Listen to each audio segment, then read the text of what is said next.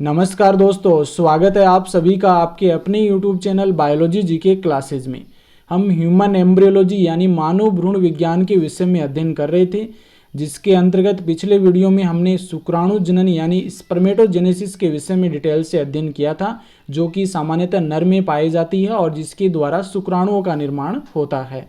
आज इस वीडियो में हम अंड जनन यानी oogenesis के विषय में डिटेल से अध्ययन करेंगे और यह क्रिया मादाओं में पाई जाती है और इसके द्वारा अंडाणु का निर्माण होता है। स्पर्मेटोजेनेसिस और oogenesis ये दोनों ही क्रिया गेमेटोजेनेसिस के अंतर्गत आती है। यह वीडियो 12th क्लास के स्टूडेंट के लिए बहुत ही महत्वपूर्ण है, क्योंकि उनके सिलेबस के अकॉर्डिंग यह टॉपिक तैयार किया गया है और इसके अलावा नीट, रीट और अन्य जितने भी कंपटीशन एग्जाम हैं उन सभी के लिए बहुत ही महत्वपूर्ण टॉपिक है। तो आप इस वीडियो को शुरू से लेकर अंत तक ध्यानपूर्वक देखिए और यदि अभी तक आपने मेरे चैनल को सब्सक्राइब नहीं किया है तो सब्सक्राइब जरूर कर लीजिए। तो आइए शुरू करते हैं। आज का हमारा टॉपिक है oogenesis यानी अंड जनन। अंड जनन की क्रिया मादा के अंडाशय में संपन्न होती है।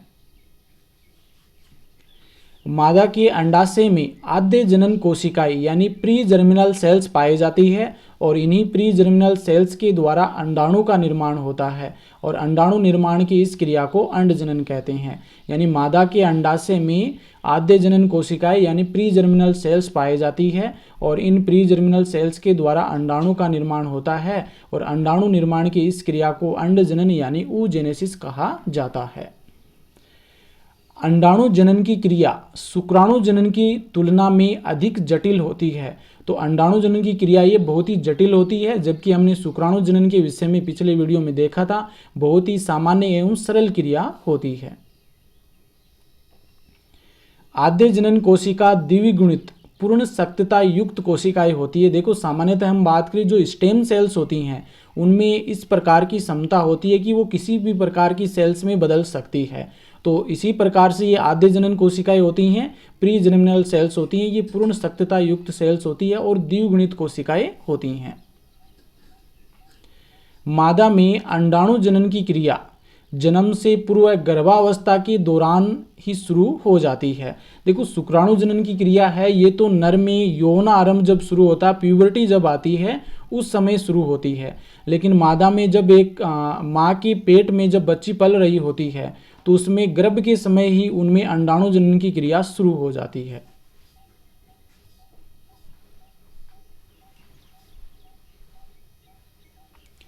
अंडाणु जनन की क्रिया 3 चरणों में संपन्न होती है। जिस प्रकार से शुक्राणु जनन की क्रिया 3 चरणों में संपन्न होती है, उसी प्रकार से अंडाणु जनन यानी oogenesis की क्रिया 3 चरणों में संपन्न होती है, जिसमें पहला चरण आता है गुणन प्रावस्था यानी मल्टीप्लिकेशन फेज, जिसमें कोशिकाएं लगातार विभाजन करती हैं। दूसरी प्रावस्था आती है वर्धी प्रावस्था यानी ग्रोथ फेज, जिसमें जो कोशिका होती है वो पोषण प्राप्त करके अपने आकार में वृद्धि करती है। और अंतिम प्रावस्था आती है परिपक्वन प्रावस्था यानी मैच्योरेशन फेज, जिसके अंतर्गत कोशिका है वो मैच्योर होती है, परिपक्वता को प्राप्त करती है। oogenesis यानी अंड जनन की क्रिया मादा के अंडाशय में संपन्न होती है। तो फीमेल रिप्रोडक्टिव सिस्टम यानी मादा जनन तंत्र की चित्र की सहायता से हम अंडाशय की स्थिति को समझने का प्रयास करते हैं। तो यहाँ पर आप देख सकते हैं ये फीमेल रिप्रोडक्टिव सिस्टम की स्ट्रक्चर दे रखी है और इसमें ये वाली जो वाइट संरचना आपको नजर आ रही है इसे हम ओवेरी यानी अंडाशय कहते हैं और इसके आगे वाला ये वाला जो भाग है इसे फेलोपियन ट्यूब यानी अंडवाहिनी कहा जाता है और इसके आगे का ये चौड़ा भाग है ये यूटेरस यानी गर्भाशय कहलाता है। इसकी जो आंतरिक भित्ति होती है वो एंडोमेट्रियम कहलाती है और बाह्य जो पेशीय भित्ति है उसे मायोमेट्रियम कहते हैं। देखो, इससे पहले फीमेल रिप्रोडक्टिव सिस्टम से संबंधित लेक्चर है, मैंने डिटेल से पहले डाल दिया है। यदि आपने वह वीडियो नहीं देखा है तो वह वीडियो भी जरूर देखिए, जो कि आपको oogenesis के टॉपिक में सहायता करेगा। oogenesis यानी अंड जनन की क्रिया का नियंत्रण विभिन्न प्रकार के हार्मोन्स के द्वारा होता है। तो एक बार ये हार्मोन किस प्रकार से कार्य करते हैं ये समझ लेते हैं। यहाँ पर हम देख सकते हैं कि जो हाइपोथैलेमस ग्रंथि है इसके द्वारा एक हार्मोन का सिक्रेशन होता है जिसे हम कहते हैं GnRH, गोनेडोट्रोपिक रिलीजिंग हार्मोन। ये हार्मोन आकर के पिट्यूटरी ग्रंथि को प्रेरित करता है और इसके प्रेरण से पिट्यूटरी ग्रंथि दो प्रकार के हार्मोनों का सिक्रेशन करती है, एक FSH hormone follicle stimulating hormone और दूसरा एलएच हार्मोन यानी luteinizing hormone. Follicle stimulating hormone ये अंडाशय के ऊपर आकर के कार्य करता है और अंडाशय के कोर्टिकल भाग में जो पुटक कोशिकाएं पाई जाती हैं इनके ऊपर कार्य करता है और इसी फॉलिकल स्टिमुलेटिंग हार्मोन के प्रभाव से पुटक कोशिकाएं ग्रोथ करती हैं, वृद्धि करती हैं और वृद्धि करके ये ग्राफिन पुटक में बदल जाती है। जब ये ग्राफिन पुटक में बदल जाती है तो इसके बाद में अंडोत्सर्ग यानी ओवुलेशन की क्रिया होती है। इस क्रिया का नियंत्रण वो एलएच हार्मोन यानी ल्यूटिनाइजिंग हार्मोन के नियंत्रण में होता है। तो एलएच हार्मोन के प्रभाव से ओव्यूलेशन की क्रिया होती है, अंडोत्सर्ग की क्रिया होती है। इसके बाद में कार्पस ल्यूटियम बनता है और कार्पस ल्यूटियम के द्वारा दो प्रकार के हार्मोन का सिक्रेशन होता है, एक एस्ट्रोजन एक प्रोजेस्टेरोन। ये दोनों हार्मोन ही मादा में मासिक चक्र के लिए रिस्पॉन्सिबल होते हैं, मासिक चक्र का नियंत्रण करते हैं। तो एक बार मैं फिर से आपको यहाँ पर बता देता हूँ कि हाइपोथैलेमस से जीएनआरएच हार्मोन यानी गोनेडोट्रोपिक हार्मोन रिलीज होता है। ये पीयूष ग्रंथि के पास आता है और पीयूष ग्रंथि को प्रेरित करता है। इसके प्रेरण से पीयूष ग्रंथि दो हार्मोन सिक्रेट करती है, एक तो एफएसएच हार्मोन और एक एलएच हार्मोन। एफएसएच हार्मोन ये अंडाशय में जाकर के अंडाशय में जो पुटक कोशिकाएं होती हैं उनकी ग्रोथ के लिए रिस्पॉन्सिबल होता है। पूर्ण रूप से डेवलप होने के बाद जो फॉलिकल होती हैं इनमें अंडोत्सर्ग की क्रिया होती है और ये अंडोत्सर्ग की क्रिया वो एलएच हार्मोन के नियंत्रण में होती है। इस प्रकार से ये दोनों हार्मोन कार्य करते हैं। नेक्स्ट हम जो अंडाशय की संरचना है उसको एक बार यहाँ पर हम समझ लेते हैं। ये जो चित्र है यहाँ पर जो दे रखा है ये मैंने जो 12th क्लास की जो आरबीसी की बोर्ड की बुक है उससे लिया गया, तो एक बार इसको हम समझ लेते हैं।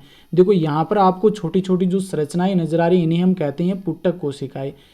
ये कोशिका क्या करती है, एफएसएच हार्मोन के प्रभाव से ग्रोथ करने लगती है। इनमें से कोई एक कोशिका है वो ग्रोथ करने लगती है और अन्य जितनी भी पुटक कोशिकाएं इसके चारों ओर आकर के एक लेयर का निर्माण करती हैं और वो लेयर इसे पोषण प्रदान करने का कार्य करती हैं। इसके बाद में जो पुटक कोशिका है ये वृद्धि करती है, वृद्धि करती हुई इसमें जो अंड कोशिका होती है यानी जो oocyte होता है ये प्राथमिक oocyte के रूप में होता है जब समसूत्री विभाजन होता है, और इसके बाद में अर्धसूत्री विभाजन होता है। अर्धसूत्री विभाजन के बाद में ये प्राइमरी oocyte के रूप में रहता है। देखो इसमें जो वृद्धि कर रही जो पुटक कोशिका है इसमें आप अंड कोशिका देख सकते हैं। देखो इस स्ट्रक्चर में आपको थोड़ा अच्छे से समझ में नहीं आ रहा होगा, लेकिन आगे और स्ट्रक्चर देखेंगे जिसमें आपको ये जो पूरी प्रोसेस है अच्छे से समझ में आ जाएगी। तो यहाँ जो पुटक कोशिका ये वृद्धि करती हुई किस में बदलती है, ग्राफीन पुटक कोशिका में बदल जाती है। इसके बाद में देखो ये वाला जो भाग है ये ग्राफीन पुटक कोशिका कहलाती है। इसके बाद में अंडोत्सर्ग की क्रिया होती है और अंडोत्सर्ग की क्रिया के फलस्वरूप अंडाणु यहाँ पर बाहर निकल जाता है और निकलने के बाद ये कार्पस ल्यूटियम, और कार्पस ल्यूटियम के बाद में जब अगर निषेचन की क्रिया नहीं होती तो कार्पस एल्बिकेंस में बदल करके ये नष्ट हो जाता है। आगे हम अंडाशय में अंडजनन की क्रिया किस प्रकार से संपन्न होती है इसको समझने का प्रयास करते हैं। अंडजनन की क्रिया है वो 3 चरणों में संपन्न होती है, जिसमें पहला चरण गुणन प्रावस्था आता है, दूसरा वृद्धि प्रावस्था और तीसरा है परिपक्वन प्रावस्था। तो यहाँ पर देखो जो अंडाशय है इसकी कोर्टिकल वाले भाग में बहुत सारी फॉलिकल कोशिकाएं पाई जाती हैं। प्री जर्मिनल सेल्स जो होती हैं इनमें समसूत्री विभाजन होता है, माइटोसिस होता है। ये द्विगुणित कोशिकाएं होती हैं और माइटोसिस के फलस्वरूप इनसे ऊगोनिया का निर्माण होता है जो कि एक द्विगुणित कोशिका होती है। तो पीजीसी यानी प्री जर्मिनल सेल्स होती हैं, ये माइटोसिस की क्रिया के फलस्वरूप ऊगोनिया का निर्माण करती हैं। ऊगोनिया है ये क्या करती है, पोषण प्राप्त करके अपने आकार में वृद्धि कर लेती है और वृद्धि करने के बाद इस कोशिका को हम क्या कहते हैं, प्राइमरी oocyte यानी प्राथमिक अंडक इसे कहा जाता है जो कि एक द्विगुणित कोशिका होती है। तो प्रीमोर्डियल जर्म सेल्स से ऊगोनिया के निर्माण की ये जो क्रिया है ये गुणन प्रावस्था के अंतर्गत आती है और ऊगोनिया से प्राइमरी oocyte के बनने की ये जो क्रिया है ये वृद्धि प्रावस्था के अंतर्गत आती है। अब क्या होता है, ये जो क्रिया होती है ये पूरी क्रिया बालिका की यानी कि बच्ची के गर्भकाल के समय होती है और इसके बाद में यहाँ पर माइटोसिस फर्स्ट स्टार्ट हो जाता है। लेकिन जैसे ही माइटोसिस फर्स्ट में प्रोफेज अवस्था शुरू होती है और उस समय ये माइटोसिस जो प्रोसेस है ये रुक जाती है, यानी अर्धसूत्री विभाजन है वो रुक जाता है। और रुकने के बाद में जब बच्चा जन्म लेता है, बच्ची के जन्म होने के बाद जब प्यूबर्टी स्टार्ट होती है प्यूबर्टी स्टार्ट होने के साथ में जो माइटोसिस है ये फिर से शुरू हो जाता है और जिसके फलस्वरूप प्राइमरी oocyte से दो असमान कोशिकाओं का निर्माण होता है और इसमें जो पित्तक युक्त यानी जो बड़ी कोशिका होती है उसे सेकेंडरी oocyte कहते हैं और ये जो कोशिका बनती है ये अगुणित कोशिका बनती है। यहाँ पर जो गुणसूत्रों की संख्या है वो आधी रह जाती है और एक बहुत ही सूक्ष्म कोशिका बनती है जिसे हम फर्स्ट पोलर बॉडी यानी प्रथम ध्रुवकाय कहते हैं। इसके बाद में क्या होता है, जब निषेचन की क्रिया होती है उस समय द्वितीय अर्धसूत्रीय विभाजन होता है, सेकंड माइटोसिस होता है, जिसके फलस्वरूप दो प्रकार की कोशिकाएं बनती हैं। ये दोनों कोशिकाएं असमान होती हैं। एक कोशिका जो कि बड़ी आकार की होती है जिसे ओवम या अंडाणु कहते हैं और दूसरी कोशिका जो बनती है उसे हम सेकंड पोलर बॉडी या द्वितीय ध्रुवकाय कहते हैं। और ये दोनों ही जो द्वितीय ध्रुवकाय और प्राथमिक ध्रुवकाय हैं ये दोनों धीरे धीरे क्या हो जाते हैं, डीजनरेट हो जाते हैं, नष्ट हो जाते हैं और ओवम जो होता है ये प्रजनन में आगे भाग लेता है। इसी को हमें इस चित्र के द्वारा एक बार समझ लेते हैं कि जो प्री जर्मिनल सेल्स पाए जाते हैं, प्रीमोडियल कोशिकाएं होती हैं, इनमें समसूत्री विभाजन होता है जिसके फलस्वरूप oogonia का निर्माण होता है और oogonia वृद्धि करके प्राइमरी oocyte का निर्माण करती है। ये प्राइमरी oocyte होता है ये उपस्थित होता है यहाँ पर प्राइमरी फॉलिकल में। देखो इन सभी जो पुटक कोशिकाएं होती हैं इनमें से कोई एक पुटक है वो ग्रो करता है, अन्य पुटक इसको चारों ओर से घेर लेती है और ये जो संरचना बनती है इसे हम प्राइमरी फॉलिकल कहते हैं और इसके अंदर प्राइमरी oocyte पाया जाता है। इसके बाद में जो प्राइमरी फॉलिकल है ये ग्रोथ करती है, वृद्धि करती है। जो बाहर की ओर पुटक कोशिकाओं की जो लेयर होती है इनसे ये पोषण प्राप्त करती है और ग्रोथ करने के बाद ये सेकेंडरी फॉलिकल में बदलती है।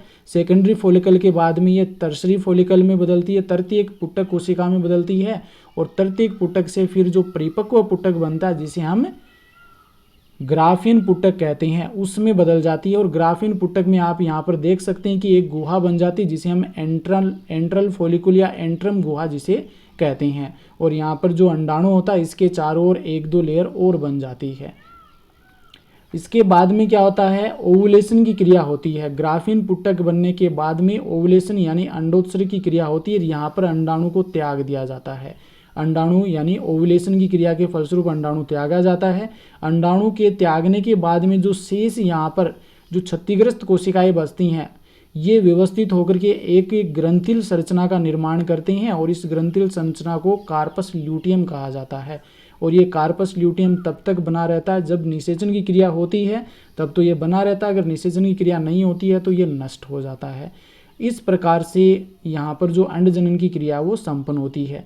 एक बार हम फिर से इसको समझ लेते हैं कि पीजीसी कोशिकाएं होती हैं, प्री जर्मिनल सेल्स, जिसमें माइटोसिस की क्रिया होती है जिसके फलस्वरूप oogonia का निर्माण होता है और oogonia बनने के बाद में ये पोषण प्राप्त करती है। पोषण प्राप्त करके आकार में बड़ी हो जाती है और बड़ी होकर के प्राइमरी oocyte का निर्माण करती है। प्राइमरी oocyte जो कि प्राइमरी फॉलिकल में उपस्थित होता है। प्राइमरी फॉलिकल ये आकार में वृद्धि करती है यानी ग्रोथ करके ये सेकेंडरी फॉलिकल में बदलती है। सेकेंडरी फॉलिकल ये टर्शरी फॉलिकल में और टर्शरी फॉलिकल ये ग्रोथ करके ग्राफियन फॉलिकल का निर्माण कर लेता है। ग्राफियन फॉलिकल स्टेज में क्या होता है, जब यौनावस्था प्रारंभ हो जाती है उस समय इनमें प्राथमिक यानी कि जो फर्स्ट माइटोसिस है वो शुरू हो जाता है। ये प्रोफेज फर्स्ट में रुक जाता है और रुकने के बाद में जब यौनावस्था आती है तो उस समय ये जो अर्धसूत्रीय विभाजन ये कंप्लीट हो जाता है, फिर से शुरू हो जाता है। और इसके होने के बाद जो प्राइमरी oocyte है इससे दो प्रकार की कोशिकाएं बनती है, एक तो सेकेंडरी oocyte और एक फर्स्ट पोलर बॉडी। और यहाँ पर अंडाणु का निषेचन हो जाता है और अंडाणु जब निकलता है तो किस रूप में निकलता है, ये सेकेंडरी oocyte के रूप में निकलता है। ये भी बहुत ही महत्वपूर्ण क्वेश्चन है, इसकी हम आगे बात करेंगे।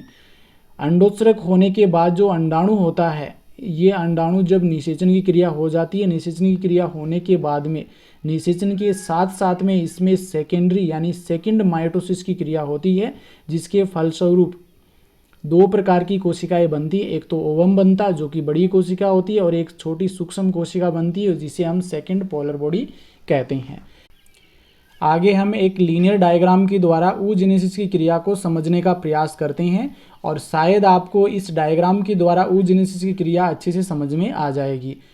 जो अंडाशय है इसके कोर्टिकल वाले भाग में बहुत सारी प्री जर्मिनल सेल्स पाई जाती हैं जो आगे oogoneum का निर्माण या oogonia का निर्माण करती हैं, जो कि एक प्रकार की द्विगुणित कोशिकाएं होती हैं।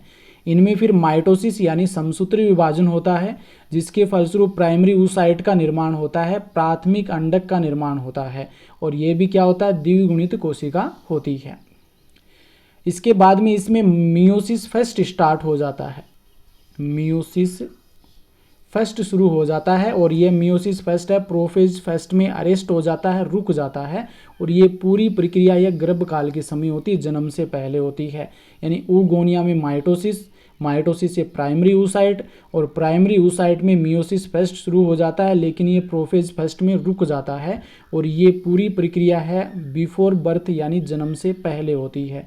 इसके बाद में बच्चे का जन्म हो जाता है, और जन्म के बाद में जैसे ही प्यूबर्टी शुरू होती है, और प्यूबर्टी के साथ में ये मियोसिस की क्रिया फिर से शुरू हो जाती है, मियोसिस फर्स्ट वो फिर से शुरू हो जाता है, और मियोसिस फर्स्ट के फलस्वरूप यहाँ पर दो असमान कोशिकाओं का निर्माण होता है। एक जो सूक्ष्म कोशिका होती है जिसे पोलर बॉडी यानी प्रथम या प्राथमिक ध्रुवकाय कहते हैं या फर्स्ट पोलर बॉडी कहते हैं, और दूसरी जो बड़ी कोशिका बनती है उसे सेकेंडरी oocyte या द्वितीयक अंडक इसे कहा जाता है। तो यहाँ पर प्राइमरी oocyte में मियोसिस फर्स्ट होता है, जिसके फलस्वरूप प्राइमरी oocyte द्विगुणित कोशिका होती है, और इससे जो सेकेंडरी oocyte बनता है जो अगुणित कोशिका है। यहाँ पर गुणसूत्रों की संख्या 46 है, जबकि यहाँ पर 23 हो जाती है। यानी गुणसूत्रों की संख्या मियोसिस फर्स्ट के फलस्वरूप सेकेंडरी oocyte में आधी रह जाती है। इसके बाद में क्या होता है, सेकेंडरी oocyte में जो द्वितीयक अर्धसूत्री विभाजन होता है वो निषेचन के समय होता है। सेकेंडरी oocyte बनने के बाद यहाँ पर ओवुलेशन की क्रिया होती है, अंडोत्सर्ग की क्रिया होती है। अंडोत्सर्ग की क्रिया होने के बाद में जो शुक्राणु है वो अंडाणु के संपर्क में आता है, अंडवाहिनी के अंदर एम्पुला वाले भाग में, और यहाँ पर निषेचन की क्रिया हो जाती है, और निषेचन की क्रिया के साथ में ही यहाँ पर क्या हो जाता है, मियोसिस सेकेंड शुरू हो जाता है। देखो यहाँ से मैं फिर से बता देता हूँ, सेकेंडरी oocyte बनने के बाद इसमें मियोसिस सेकेंड शुरू होता है, जो कि मेटाफेज फर्स्ट में सेकेंड में रुक जाता है, और इसके बाद में इसमें ओवुलेशन यानी अंडोत्सर्ग की क्रिया होती है। अंडोत्सर्ग की क्रिया होने के बाद अंडाणु जाता है अंडवाहिनी के एम्पुला में, और एम्पुला में वहाँ पर जो शुक्राणु है उसके साथ में संपर्क होता है, संपर्क होने के बाद में फर्टिलाइजेशन की क्रिया होती है, निषेचन की क्रिया होती है। निषेचन की क्रिया के साथ साथ में ही मियोसिस सेकेंड यहाँ पर होता है, मियोसिस सेकेंड शुरू हो जाता है, और मियोसिस सेकेंड के होने से सेकेंडरी oocyte से फिर दो प्रकार की असमान कोशिकाएं बनती हैं। एक जो छोटी कोशिका बनती है उसे हम सेकेंड पोलर बॉडी कहते हैं, या द्वितीय ध्रुवकाय इसे कहा जाता है। प्रथम पोलर बॉडी और द्वितीय पोलर बॉडी ये दोनों ही प्रजनन में भाग नहीं लेती हैं, और ये धीरे धीरे क्या हो जाती है, नष्ट हो जाती हैं। जबकि एक बड़ी कोशिका बनती है जिसे हम एग यानी अंडाणु कहते हैं। इस प्रकार से एग का निर्माण होता है। तो एक बार मैं फिर से आपको ये पूरी प्रोसेस बता देता हूँ कि oogonia से क्या होता है, oogonia में माइटोसिस होता है, माइटोसिस के फलस्वरूप प्राइमरी oocyte बनता है, और प्राइमरी oocyte में मियोसिस फर्स्ट शुरू हो जाता है, और मियोसिस फर्स्ट शुरू होते ही प्रोफेज फर्स्ट में मियोसिस फर्स्ट रुक जाता है। ये पूरी प्रक्रिया ही गर्भकाल के समय होती है, जन्म से पहले होती है। इसके बाद में बच्ची का जन्म होता है। जन्म होने के बाद लगभग 13 वर्ष के आसपास उसमें प्यूबर्टी शुरू हो जाती है, और प्यूबर्टी की शुरुआत से ही क्या हो जाता है, मियोसिस फर्स्ट है वो दोबारा से शुरू हो जाता है, और मियोसिस फर्स्ट के फलस्वरूप दो प्रकार की कोशिकाएं बनती हैं। एक तो छोटी कोशिका जिसे हम पोलर बॉडी कहते हैं, और एक बड़ी कोशिका जिसे सेकेंडरी oocyte कहा जाता है। और मियोसिस फर्स्ट के फलस्वरूप प्राइमरी oocyte से अगुणित सेकेंडरी oocyte का निर्माण हो जाता है। इसमें गुणसूत्रों की संख्या आधी हो जाती है। इसके बाद में मियोसिस सेकेंड शुरू हो जाता है, जो कि मेटाफेज सेकेंड में रुक जाता है, अरेस्ट हो जाता है। इसके बाद में ओवुलेशन की क्रिया होती है। ओवुलेशन की क्रिया में क्या होता है कि जो सेकेंडरी oocyte के रूप में ही ओवुलेशन की क्रिया होती है। ओवुलेशन होने के बाद अंडाणु अंडवाहिनी के एम्पुला वाले भाग में, और वहाँ पर जो स्पर्म है यानी शुक्राणु है उसके साथ में फ्यूज हो जाता है। फ्यूज होने की ये जो क्रिया है ये फर्टिलाइजेशन कहलाती है। और इसी फर्टिलाइजेशन के साथ में इसमें मियोसिस सेकेंड फिर से शुरू हो जाता है। मियोसिस सेकेंड के फलस्वरूप दो कोशिकाएं बनती हैं। सूक्ष्म कोशिका पोलर बॉडी कहलाती है, और जो दूसरी बड़ी कोशिका है वो फर्टिलाइज एग यानी अंडाणु कहलाता है। ये अंडाणु प्रजनन में भाग लेता है। इस प्रकार से पूरी अंड जनन की क्रिया होती है। देखो यहाँ पर हिंदी में मैंने हाथ से एक लीनियर डायग्राम बनाया है, तो इसको भी हम यहाँ पर हम समझ लेते हैं। देखो इसमें साथ में प्रोसेस भी यहाँ पर दिखाई रही। ये जो ऊपर वाली क्रिया है ये तो क्या होती है, जन्म से पहले की क्रिया है, इसके बाद में बाल्यावस्था और फिर यौवनावस्था शुरू हो जाती है। यहाँ पे देखो गुणन प्रावस्था के अंतर्गत क्या होता है, जो अंड जनन कोशिका है, प्री जर्मिनल सेल्स होती है, एग मदर सेल्स होती है, इसमें समसूत्री विभाजन होता है, जिसके फलस्वरूप oogonia का निर्माण होता है, जो कि एक द्विगुणित कोशिका होती है। ये जो oogonia है, इससे पहले की जो oogonia निर्माण तक की जो क्रिया, ये गुणन प्रावस्था कहलाती है। इसके बाद में वर्दी प्रावस्था शुरू हो जाती है, जिसमें oogonia पोषण प्राप्त करके आकार में बड़ी हो जाती है। बड़ी होने के बाद इस कोशिका को हम प्राथमिक अंडक या प्राइमरी oocyte कहते हैं, जो कि एक द्विगुणित कोशिका होती है। यहाँ तक oogonia से प्राथमिक अंडक तक की जो कोशिका, ये कहलाती है वर्दी प्रावस्था। इसके बाद में क्या होता है, ये तो पूरी प्रावस्था बच्चे के जन्म से पहले की यानी गर्भकाल के समय होती है, और प्राथमिक अंडक में अर्धसूत्री विभाजन फर्स्ट वो शुरू हो जाता है, और ये यहाँ पर हमने बात की थी प्रोफेज फर्स्ट में रुक जाता है। इसके बाद में बच्चे का जन्म होता है, और बाल्यावस्था यौवनावस्था तक आते आते इसमें जो कई सारे पुटक हैं वो नष्ट हो जाते हैं, और लगभग 60,000 से 80,000 तक पुटक ही इसमें शेष रहते हैं। जबकि जन्म के समय, जब गर्भकाल के समय, इसमें लगभग 4 लाख के समथिंग है वो पुटक पाए जाते हैं, और उनमें शेष 60,000 से 80,000 तक ही रह पाते हैं। यहाँ पर देखो यौवनावस्था आते ही जो प्राथमिक अंडक कोशिका जो कि द्विगुणित है, इसमें अर्धसूत्री विभाजन शुरू हो चुका था, लेकिन वो प्रोफेज फर्स्ट में रुका हुआ था। ये फिर से यौवना आरंभ होते ही, प्यूबर्टी शुरू होते ही ये फिर से शुरू हो जाता है, और इसके फलस्वरूप 2 कोशिकाएं यहाँ पर बनती हैं। परिपक्वन प्रावस्था भी यहाँ पर शुरू हो जाती है। प्रथम जो सूक्ष्म कोशिका उसे हम प्रथम ध्रुवीय पिंड कहते हैं, और दूसरी जो बड़ी कोशिका बनती है उसे द्वितीयक अंडक या सेकेंडरी oocyte इसे कहा जाता है। यहाँ पर सबसे इम्पोर्टेंट ये है कि प्राथमिक अंडक जो होता है ये तो द्विगुणित कोशिका होती है, जबकि द्वितीयक अंडक होता है ये अगुणित कोशिका होता है। यहाँ पर 46 क्रोमोसोम्स होते हैं, जबकि सेकेंडरी oocyte में 23 क्रोमोसोम्स होते हैं। इसके बाद में अंडोत्सर्ग की क्रिया होती है। अंडोत्सर्ग की क्रिया होने के बाद में क्या होता है, अंडाणु है वो स्पर्म के शुक्राणु के संपर्क में आता है, निषेचन की क्रिया शुरू हो जाती है, और निषेचन की क्रिया के साथ में अर्धसूत्री विभाजन सेकंड भी शुरू हो जाता है, जिसके फलस्वरूप 2 कोशिकाएं बनती हैं। द्वितीय ध्रुवीय पिंड यानी जो सूक्ष्म कोशिका होती है उसे द्वितीय पोलर बॉडी कहते हैं, और दूसरा जो अंडाणु यानी कि जो बड़ी कोशिका होती है वो अंडाणु बनता है, जिसमें गुणसूत्रों की संख्या आधी रहती है, जो कि एक प्रकार की अगुणित कोशिका होती है। हमने 3-4 प्रकार से अंड जनन की क्रिया को समझने का प्रयास किया, और शायद आपको ये पूरी प्रोसेस है वो अच्छे से समझ में आ गई होगी। आगे हम oogenesis और स्पर्मेटोजेनेसिस को तुलनात्मक रूप से देखते हैं कि इनमें क्या क्या अंतर पाया जाता है। सबसे बड़ा अंतर यहाँ पर यही होता है कि oogenesis की क्रिया तो जब बच्ची गर्भ में होती है तो उसी समय उसके अंडाशय में शुरू हो जाती है, जबकि स्पर्मेटोजेनेसिस की क्रिया है ये प्यूबर्टी के समय यौवनावस्था के समय शुरू होती है। तो oogenesis में जो oogonia बनता है, oogonia में माइटोसिस की क्रिया होती है, जिसके फलस्वरूप प्राइमरी oocyte बनता है, जो कि एक द्विगुणित कोशिका होती है।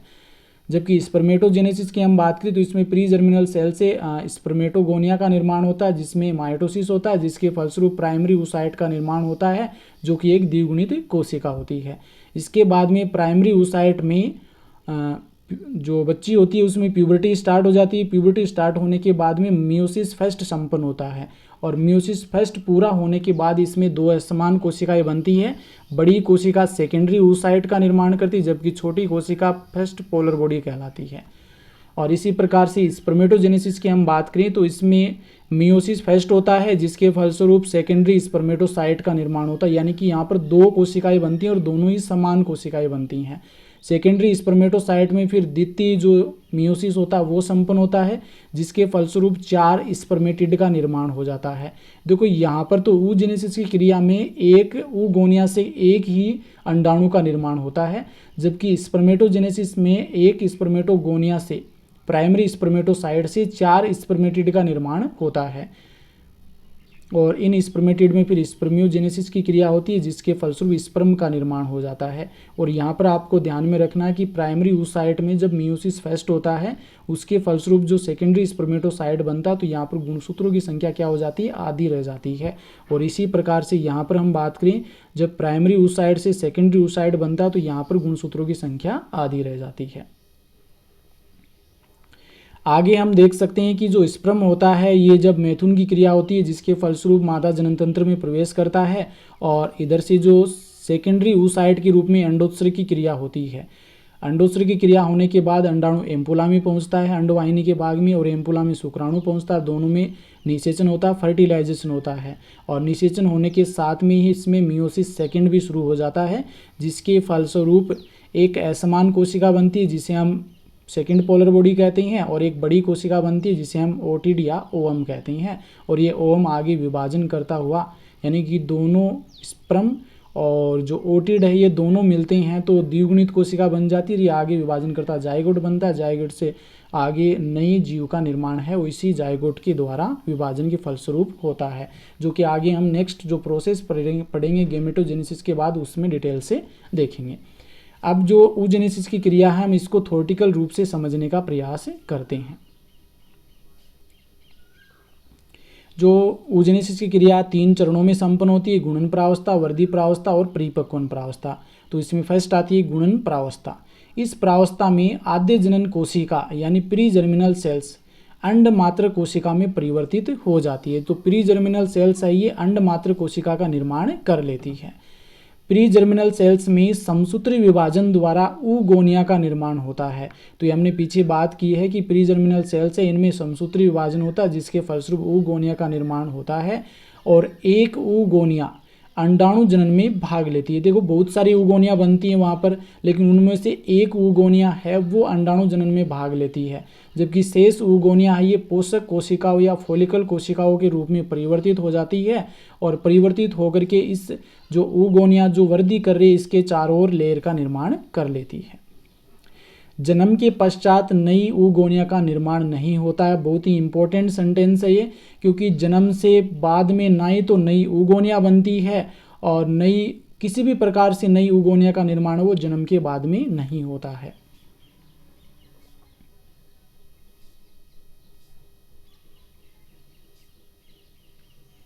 नेक्स्ट हम बात करते हैं जो सेकंड प्रावस्था आती है वर्धी प्रावस्था। फर्स्ट प्रावस्था में क्या होता है oogonia का निर्माण हो जाता है। सेकंड प्रावस्था में इस प्रावस्था में oogonia पोषण प्राप्त करके आकार में बड़ी हो जाती है जिसे प्राथमिक अंडक या प्राइमरी oocyte कहते हैं। तो वर्धी प्रावस्था में जो oogonia है ये बहुत सारा पोषण प्राप्त करती है और जिससे इसका आकार बड़ा हो जाता है, और बड़ा होने के बाद में इसे प्राथमिक अंडक या प्राइमरी oocyte कहा जाता है। यह बहुत लंबी प्रावस्था होती है, यानी कि वर्धी प्रावस्था है ये जितने भी जीव हैं लगभग सभी में बहुत ही लंबी प्रावस्था होती है। जैसे मानव में ये 12 वर्ष तक चलती है, मेंढक में 3 वर्ष, खरे यानी खरगोश में 6 माह तक रहती है। स्तनधारियों में oocyte की वृद्धि फॉलिकल कोशिकाओं द्वारा होती है। तो स्तनधारियों में oocyte की वृद्धि है वो फॉलिकल कोशिकाओं द्वारा होती है। फॉलिकल कोशिकाएं होती हैं जो इसे पोषण प्रदान करने का कार्य करती हैं। अंडे देने वाले जीवों में यौक यकृत में संश्लेषित होता है जो मातृत्व रक्त द्वारा oocyte में स्थानांतरित हो जाता है। जो अंडे देने वाले जितने भी प्राणी होते हैं, जितने भी जीव होते हैं, उनमें यौक यानी पित्तक का निर्माण है वो यकृत में होता है, और यकृत में पित्तक का निर्माण होने के बाद यकृत से जो पित्तक है ये मातृत्व रक्त यानी माता के रुधिर के द्वारा ये oocyte में स्थानांतरित कर दिया जाता है। नेक्स्ट हम बात करते हैं रेवन नामक वैज्ञानिक ने वर्धी प्रावस्था को 2 उपावस्थाओं में विभाजित किया। तो रेवन नामक वैज्ञानिक थे जिन्होंने वर्धी प्रावस्था को 2 उपावस्थाओं में बांटा, जिसमें पहली उपावस्था है प्रीविटेलोजेनेसिस, पित्तक जनन पूर्व वर्धी प्रावस्था, यानी पित्तक निर्माण से पहले की जो वर्धी प्रावस्था है उसे प्रीविटेलोजेनेसिस कहते हैं। इस अवस्था में केंद्रक तथा कोशिका द्रव्य का निर्माण होता है। तो यहाँ से बहुत ही महत्वपूर्ण क्वेश्चन बन सकता है कि अंड जनन की क्रिया के फलस्वरूप केंद्रक तथा कोशिका द्रव्य का निर्माण वर्धी प्रावस्था की कौन सी उपावस्थाओं में होता है। तो प्रीविटेलोजेनेसिस के फलस्वरूप केंद्रक तथा कोशिका द्रव्य का निर्माण होता है। नेक्स्ट जो उपावस्था आती है वो है विटेलोजेनेसिस यानी पित्तक जनन प्रावस्था। तो इस अवस्था में पित्तक का निर्माण होता है। इस अवस्था में अंडे में यौक यानी पित्तक का संश्लेषण होता है। योग का रासायनिक संगठन क्या होता है, अब हम इसकी भी बात कर लेते हैं कि कौन कौन से पदार्थ हैं वो पित्तक में पाए जाते हैं। तो 48.7% जल होता है, 16.7% प्रोटीन, फोस्फोलिपिड तथा उदासीन वसा ये लगभग 32.6% होती हैं। कार्बोहाइड्रेट 1% होता है। तो योग यानी पित्तक में जल, प्रोटीन, वसा, कार्बोहाइड्रेट ये सभी पदार्थ वो पाए जाते हैं। अंड कोशिका द्रव है, तो अंड कोशिका द्रव में कौन कौन से पदार्थ होते हैं? अंड कोशिका द्रव में ग्लाइकोजन, कार्बोहाइड्रेट, वसा तथा प्रोटीन पाया जाता है। ये सभी पदार्थ मिलकर के अंड कोशिका द्रव का निर्माण करते हैं।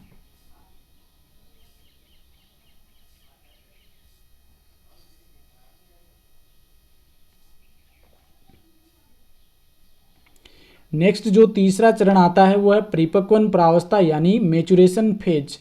इस प्रावस्था में प्राथमिक अंडक जो कि एक द्विगुणित कोशिका होती है, प्राथमिक अंडक में पहले अर्धसूत्री विभाजन फर्स्ट होता है जिससे दो असमान कोशिकाओं का निर्माण होता है।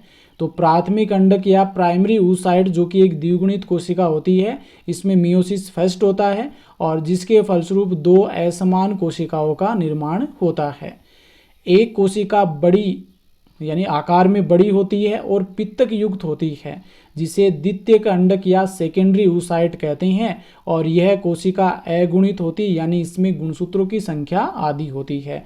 तो ये हमने पहले भी बात कर ली कि दो असमान कोशिकाएं जो बनती हैं उनमें जो बड़ी कोशिका होती है वो द्वितीयक अंडक या सेकेंडरी oocyte कहलाती है, जो कि एक अगुणित कोशिका होती है और इसमें गुणसूत्रों की संख्या आधी होती है।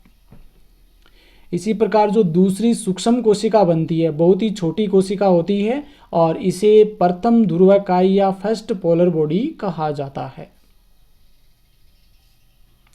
इसके बाद में द्वितीयक अंडक कोशिका में अर्धसूत्री विभाजन सेकंड होता है जिससे दो असमान कोशिकाएं बनती हैं। देखो, जब निषेचन की क्रिया होती है उसके साथ में ही द्वितीयक अंडक कोशिका में सेकेंडरी oocyte में जो कि एक अगुणित कोशिका है, इसमें अर्धसूत्री विभाजन सेकंड होता है।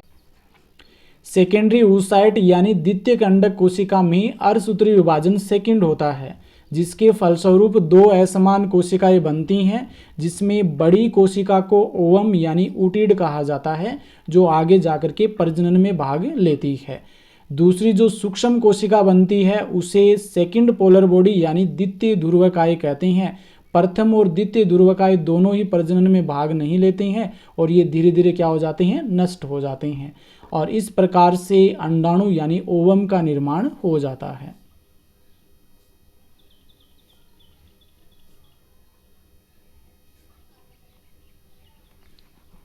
नेक्स्ट हम बात करते हैं अधिकांश जंतुओं में अंड जनन की परिपक्वन प्रावस्था में केवल प्राथमिक अर्धसूत्री विभाजन होकर रह जाता है तथा निषेचन तक द्वितीयक अंडक कोशिका में कोई विभाजन नहीं होता है। तो बहुत ही इंपॉर्टेंट लाइन है ये। अधिकांश जंतुओं में अंड जनन की जो परिपक्वन प्रावस्था होती है उस समय केवल अर्धसूत्री विभाजन फर्स्ट होकर के रह जाता, सेकंड नहीं होता है, और निषेचन तक जो अंडक होता है वो द्वितीयक अंड कोशिका के रूप में रहता है, उसमें कोई भी विभाजन नहीं होता है।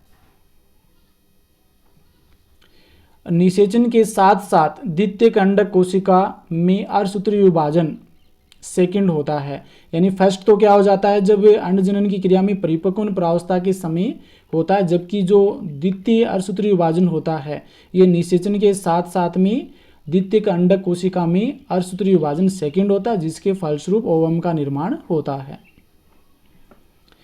प्रत्येक प्राथमिक oocyte कणिकीय कोशिकाओं से घिरे रहते हैं। तो प्रत्येक प्राथमिक oocyte वो कणिकीय कोशिकाओं से घिरे रहते हैं जिन्हें प्राथमिक पुट्टिका यानी प्राइमरी फॉलिकल्स कहते हैं। ये पुट्टिकाएं जन्म से यौनावस्था तक बड़ी संख्या में नष्ट हो जाती है, यानी जब बच्ची गर्भ में होती है तो उस समय इनकी संख्या लगभग 4 लाख से अधिक होती है। लेकिन जब बच्चा जन्म लेता है, जन्म के बाद में बाल्यावस्था आती है और जैसे जैसे यौनावस्था आती है तो यौनावस्था तक आते आते बहुत अधिक संख्या में ये पुट्टिकाएं नष्ट हो जाती हैं और मादा के प्रत्येक अंडाशय में केवल 60,000 से 80,000 तक प्राथमिक पुट्टिकाएं शेष रहती हैं। तो ये प्रत्येक अंडाशय में 4 लाख के समथिंग गर्भावस्था में होती है, लेकिन जब यौनावस्था आती है तो उस समय आते आते ये 60,000 से 80,000 तक रह जाती है।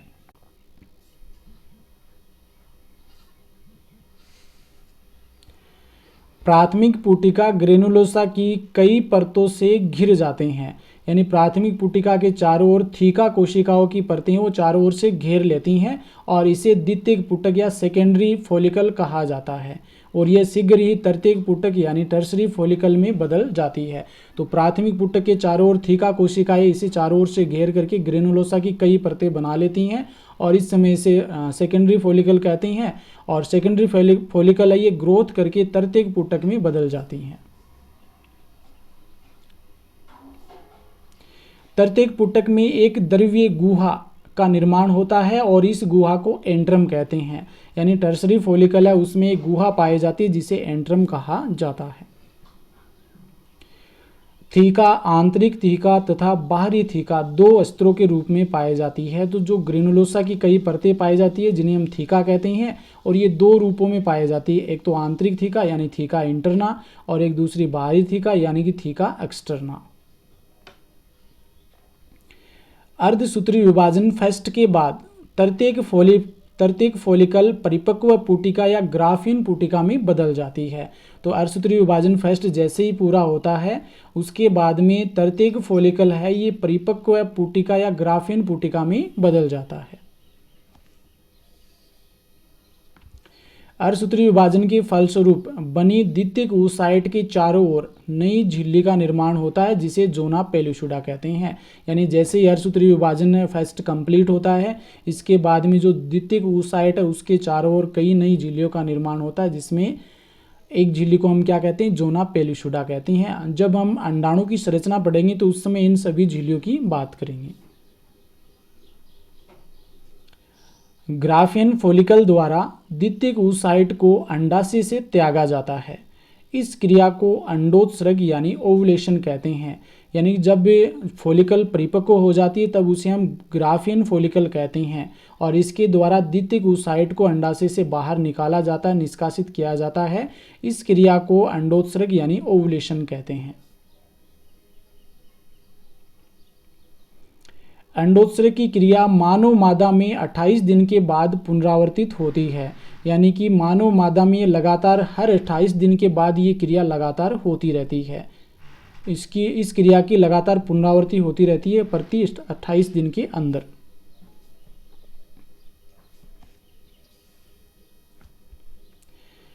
अधिकांश जंतुओं में अंडाशय से अंडोत्सर्ग की क्रिया द्वितीयक oocyte के रूप में संपन्न होती है। बहुत ही महत्वपूर्ण क्वेश्चन है ये, यानी कि कई बार ऐसा क्वेश्चन पूछ लिया जाता है कि अंडाणु है ये अंडोत्सर्ग की क्रिया के समय किस अवस्था में होता है, तो द्वितीयक oocyte के रूप में होता है।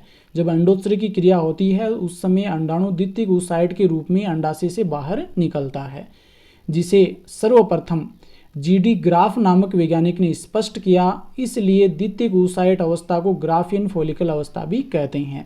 यानी अधिकांश जंतुओं में अंडाशय से अंडोत्सर्ग की क्रिया द्वितीयक oocyte के रूप में संपन्न होती है, जिसे सबसे पहले जीडी ग्राफ नामक वैज्ञानिक ने स्पष्ट किया था। इसलिए द्वितीयक oocyte अवस्था को ग्राफीन फॉलिकल अवस्था भी कहते हैं। इस अवस्था के बाद अंडोत्सर्ग तथा कार्पस ल्यूटियम का निर्माण होता है। यानी अंडोत्सर्ग होने के बाद अंडाणु बाहर निकलता है और निकलने के बाद जो अन्य शेष कोशिकाएं बचती हैं उनसे कार्पस ल्यूटियम का निर्माण होता है। जैसे निषेचन की क्रिया अगर संपन्न होती है तब तो कार्पस ल्यूटियम बना रहता है, अगर निषेचन की क्रिया नहीं होती है तो कार्पस ल्यूटियम नष्ट हो जाता है। इस प्रकार से आज इस वीडियो में हमने oogenesis की क्रिया को डिटेल से अध्ययन किया है। यदि आपने एक या दो बार इस वीडियो को अच्छे से देख लिया तो आपको oogenesis की क्रिया अच्छे से समझ में आ जाएगी। यदि आपको यह वीडियो अच्छा लगा है तो वीडियो को लाइक कीजिए, अधिक से अधिक शेयर कीजिए और मेरे चैनल को सब्सक्राइब कीजिए। धन्यवाद।